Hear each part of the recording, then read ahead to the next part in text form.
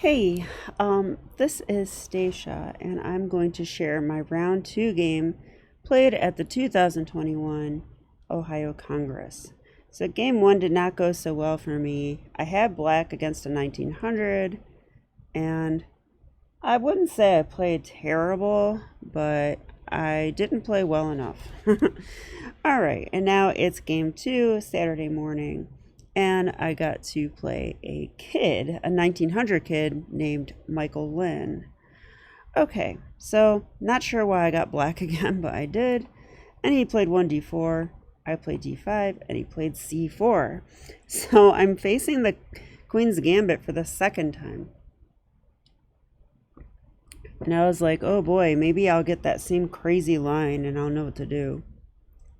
But this time, when I took, my opponent played e3, a more modest approach against the Queen's Gambit accepted, saying he simply wants to recapture his pawn. Okay, fair enough.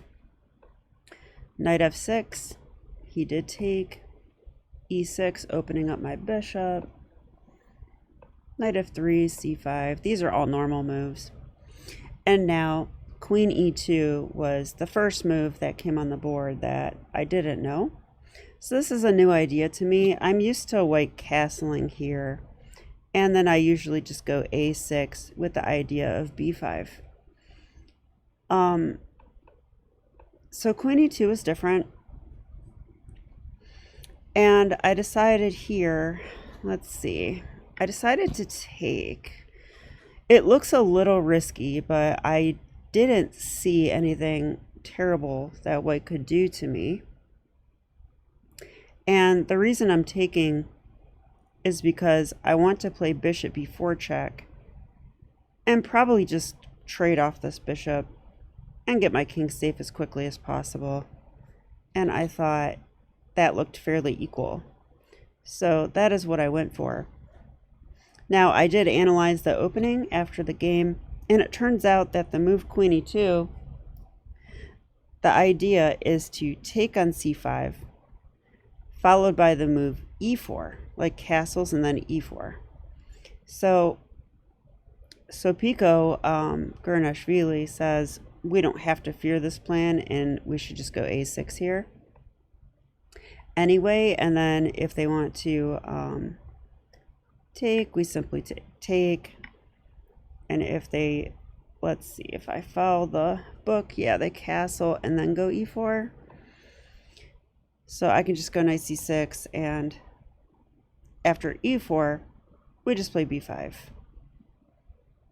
And I guess they usually go here with this idea. And we will have some play as black in this line. I mean, the position's equal, but I'll probably do that next time.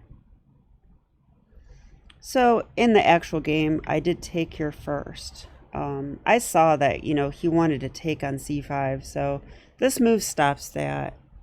It's the normal move I play to stop it. And he took back with a knight. Yeah, I was wondering if he would accept, the isolated pawn position. But I tend to like these positions with both colors. Okay, so he took with a knight. And now I need to develop and get my pieces out, which means the same thing. Okay, check. I figured just take. I mean, there's no worries here. The downside to that is that was my good bishop, and I still have this bad bishop on c8, but I am intending to get him out. This is so I can play knight c6 and recapture with a bishop. He castled, I castled. Okay, queen e7, just getting out of the way of the rook on d1. a3. I think he wants to tuck his bishop back on a2.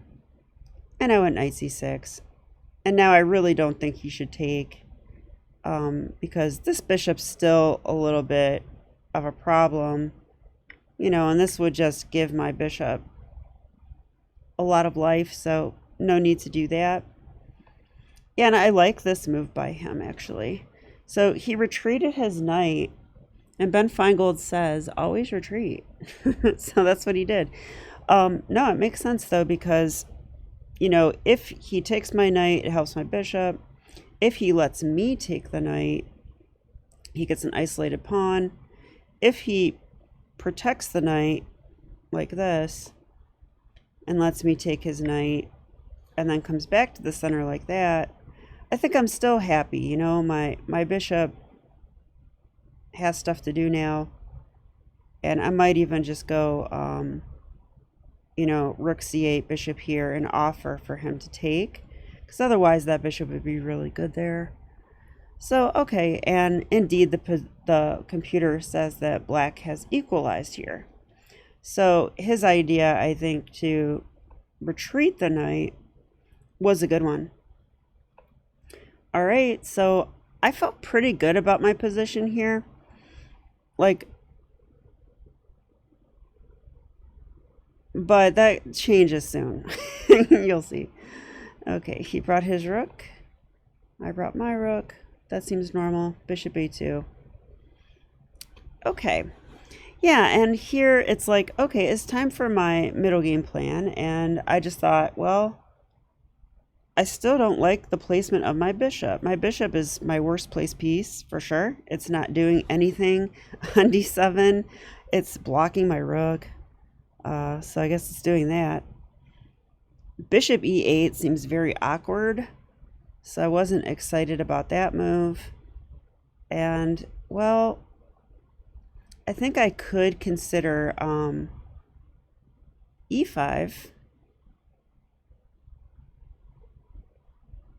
But can I consider e5?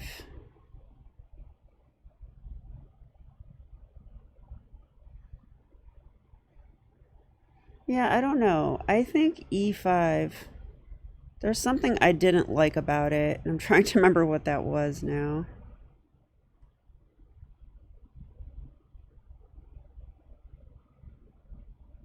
e5, knight c4 maybe?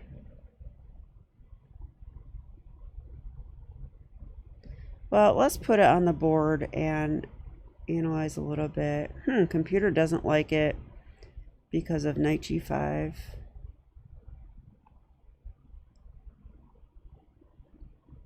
I don't think, oh yeah, I did see this during the game. It just attacks f7. And, it's kind of awkward to defend that. I can go bishop e8. That would be a move, but now it says white has the advantage because this knight reroutes. You know, I can take... I can't play f6 because my pawn's pinned. But I think, you know, now I would want to play... I would really want to get this in if I can. I think I would play king h8, but is that not good? Let's see. If king h8, g4 is good by white. What? Okay, I'm not sure what's happening. Why would g4 be a good move? I have no clue.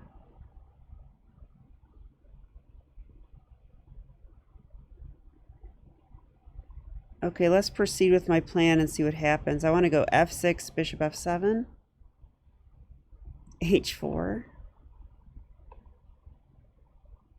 And now white wins. What's going on?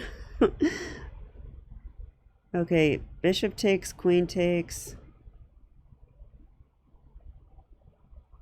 Oh, probably knight d6, right? Fork.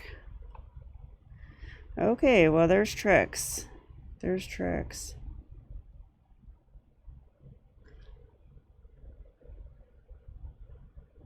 So e5 allows that knight g5 move, and that just gives white an initiative, basically.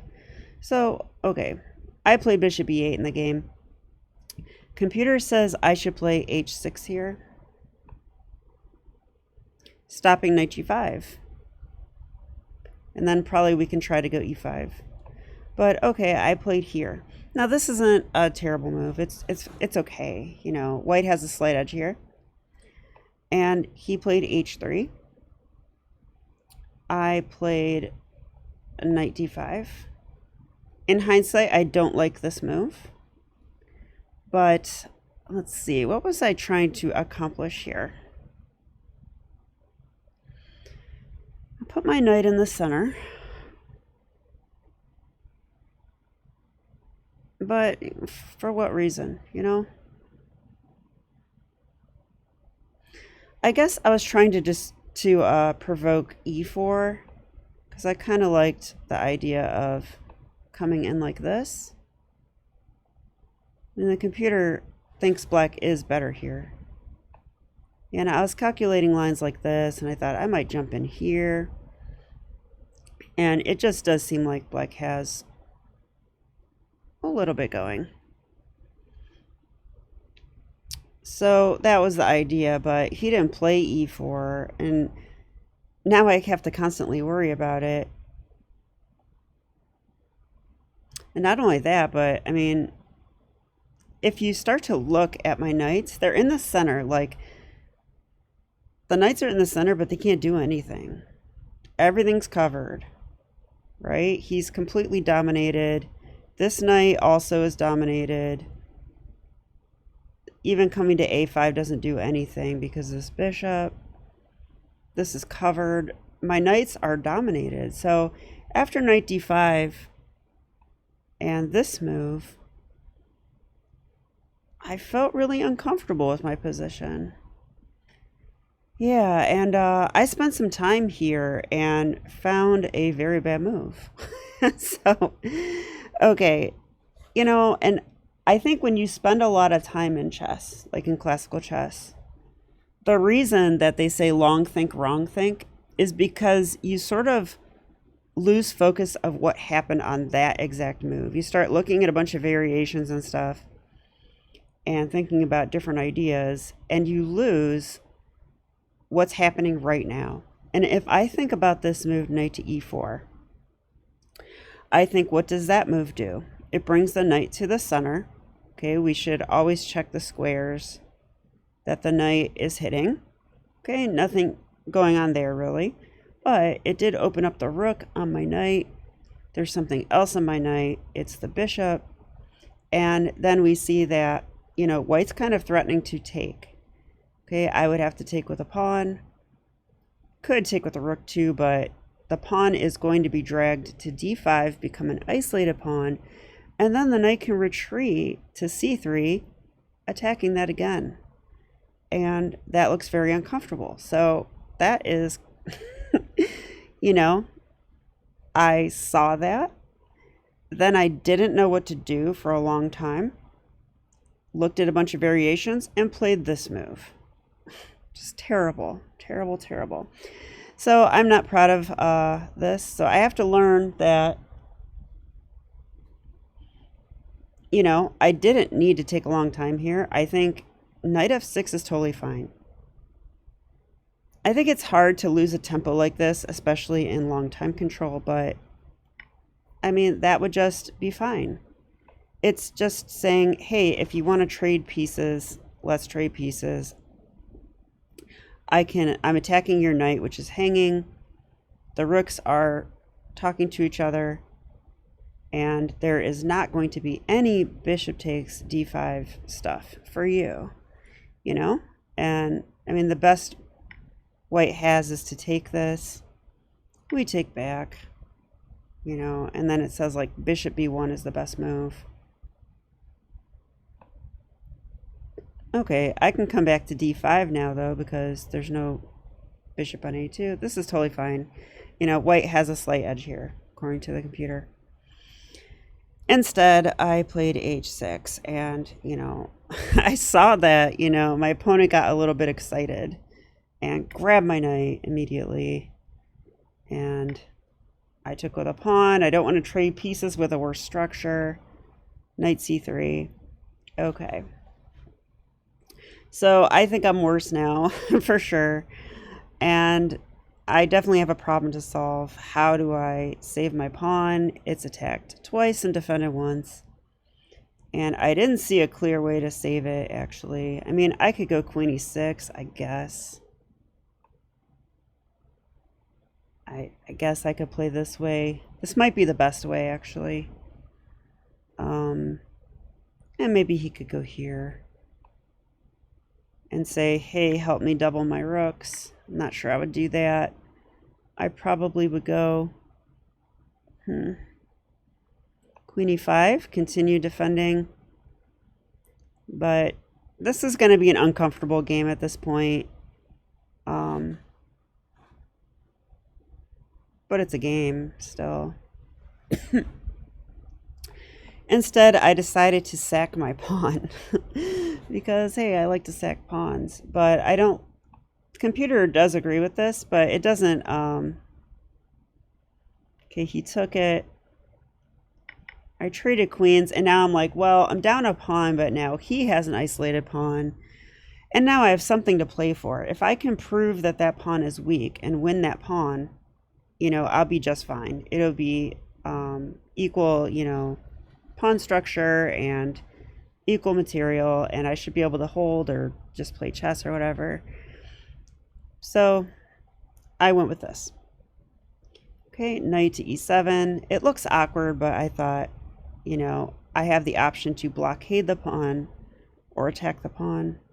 Both seem kind of good. And now I just want to get my bishop in the game. He traded knight here. Okay, so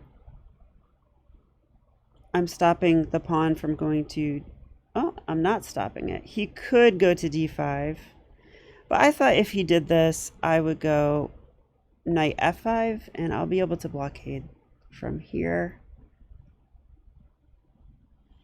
Still, I like d5 for him. He played this move. That attacks my knight. So I protected it, brought my king into the defense. Never play f6. But it's actually probably a decent move here. Yeah, it is. I'm confirming. Okay, he's bringing his king up now. Bishop c6. Computer wants to put the bishop here, which makes a lot more sense. This is a beautiful diagonal. I might occupy b3 with tempo, where the bishop will continue to control and always be threatening checks. And yeah, I like this diagonal way better. Not sure why I chose this one. I think I was considering taking this knight, but he can move the knight, which he did. Okay, and knight d5. If we exchange pieces, well, I think it's double-edged still. You know, if we exchange pieces, I might be more likely to win the pawn, maybe not. It's probably not a big deal, but this does blockade the pawn. He did take. Okay, time to bring my king up. I figured the king might be able to station on d5 and be the blockader. This is actually very tricky to play, but there was a lot of plans to assess, but I don't want to spend too much time on it. a5, gaining space, stopping knight b4. So the knight came here. He's threatening a check on c4 now. He's threatening a check here, winning a pawn. So I had to play king e7. Yeah, d5 now. Okay, what's going on here? Why am I letting him take my bishop? It's pinned. He can't do that. So I stopped the knight from coming to f5. Of course, I did calculate this stuff. I also calculated this because he's going to have double check. And I decided I could play bishop b5. And if he plays this double check, I was planning the move king to f8. And now his knight's attacked and his rook is attacked. So I thought this might be okay. He could go knight d4, but I win the exchange, right? So that was a little trap for him to see if he would go double check, but my opponent's 1900. So I don't get to trick 1900s very often. So he moved his rook, which is one of the best moves. Okay, so I come back. Now there's no knight f5, and I think if this, I'll be equal, right? Because I'll be able to take that, take here. So he came back.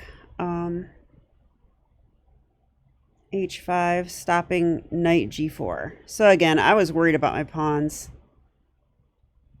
I cannot afford to lose a second pawn. I think if I do that, it's going to be game over. So now I just want to win that d pawn. Bishop a6 seems logical to me, but there's a better move. I mean, my plan was to go b5 here. Trading pawns is good for black, I think. And I thought my bishop could come here and pressure the pawn. Computer says, why do that slow move when you could just play here? You know, we're pressuring it immediately. I think that's a much better move. If the knight attacks the bishop, we go here. I love that. It's a little bit of a wedge. We have a4 to support the bishop. The bishop's already doing what I wanted it to do. We take away this square from the rook. We take away this square from the rook. Yeah, I really like bishop c4. And if they go here, which they have to defend, it seems like white's a little bit more on the defensive. And then the computer gives the move g5, which I don't think I would find. But it's because this gets very tricky. Like, for example, let's see what I would play. If I went here, which, you know, opens up an attack on the pawn. White has this tricky move f4. I can't take because there's a fork. And if I just go here, now my king has no squares at all. All the squares are taken. Right? So, because again, I can't take this. And he could even bring his king up now. I don't like this. And otherwise, I just have to go back to d6. And computer really likes white here. I'm not entirely sure why. Oh, because this check. Yeah, I can't come up. So I would have to go back. And now white is starting to... Oh, wow, they could push here. Yeah, white's winning, I think, if they get that in, so... Okay, so yeah, g5 stops all this for whatever reason. I don't understand that move, so probably, maybe it just stops f4. All right. So in the game, though, I play bishop a6.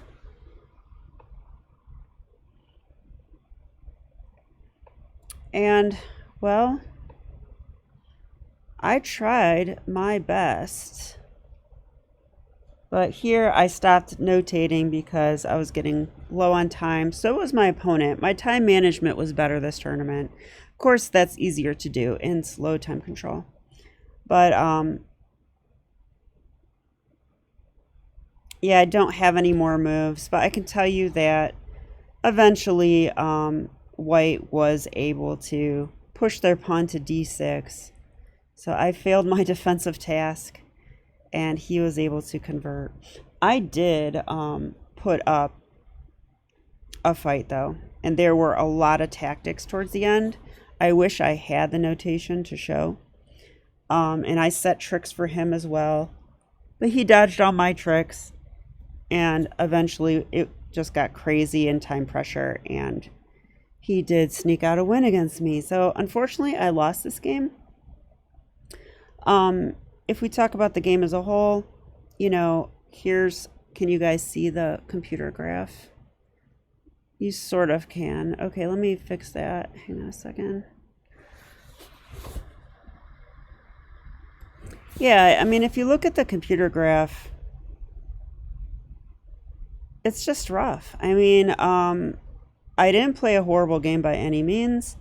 I basically made one critical mistake, and that was, I think, when I had a long think and played that move h6. So let me get to that position. Yeah, right here. And of course I made a flashcard of it. So it's just interesting to me sometimes how my mistakes are performance related and not understanding related. Like here, the first thing, and I'll put this back for you, sorry. Okay, so here the first thing I looked at, you know, was this bishop capture. Because, you know, it's going to isolate my pawn.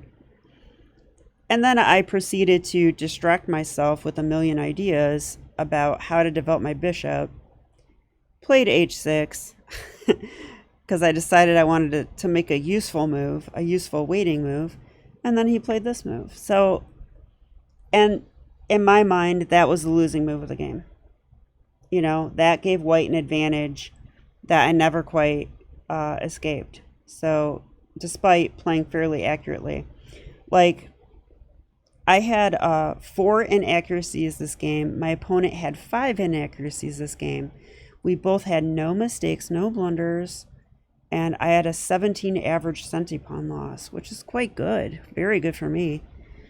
But I still lost the game, and I think it's because, you know, after that one mistake, that was a pretty serious mistake. So, okay, so unfortunately, not a good tournament, but I'm playing up a section, and I'm going to keep playing and learning and hoping to grab a win in the tournament, at least a win, and hopefully some other points as well. So I'll be back with more videos. Thanks for watching.